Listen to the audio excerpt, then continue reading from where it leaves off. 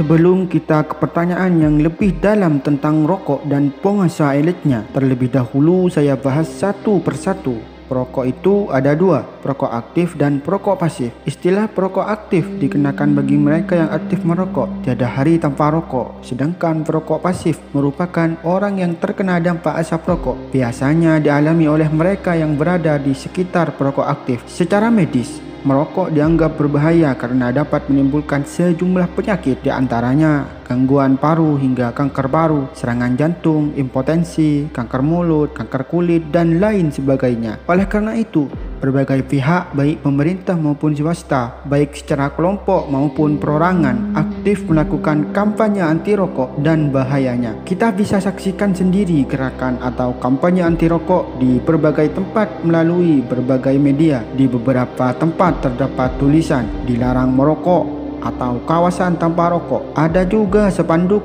maupun baliho yang mempromosikan produk rokok sekaligus peringatan merokok dapat menyebabkan serangan jantung, impotensi, gangguan kehamilan dan janin. Bahkan lebih ekstrim lagi, terdapat gambar pada bungkusan rokok yang sangat menakutkan seperti gambar tenggorokan lubang, kanker mulut, dan lain-lain. Singkatnya, merokok itu mematikan, merokok itu membunuh. Lah, pertanyaannya, sudah tahu merokok itu mematikan, merokok itu membunuh, mengapa tidak pabrik rokok yang tutup sekalian? Oke, pertanyaan yang bagus. Saya langsung jawab.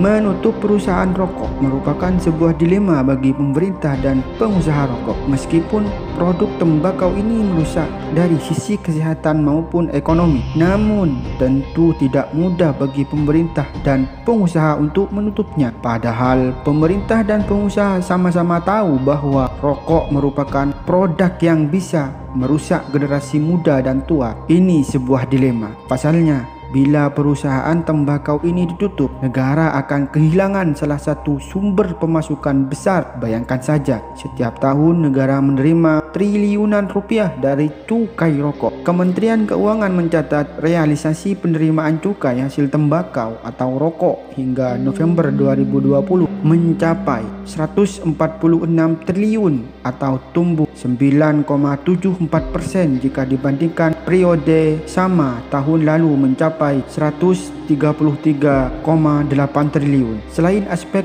penerimaan negara, aspek penyerapan tenaga kerja pun menjadi pertimbangan tersendiri. Kementerian Perindustrian mencatat total tenaga kerja yang diserap oleh sektor industri rokok sebanyak 5,98 juta orang. Terdiri dari 4,28 juta adalah pekerja di sektor manufaktur dan distribusi. Sisanya 1,7 juta bekerja di sektor perkebunan. Logikanya, bila industri rokok ditutup, maka bersiaplah untuk menampung 5,98 juta pengangguran. Oke, semoga Anda paham.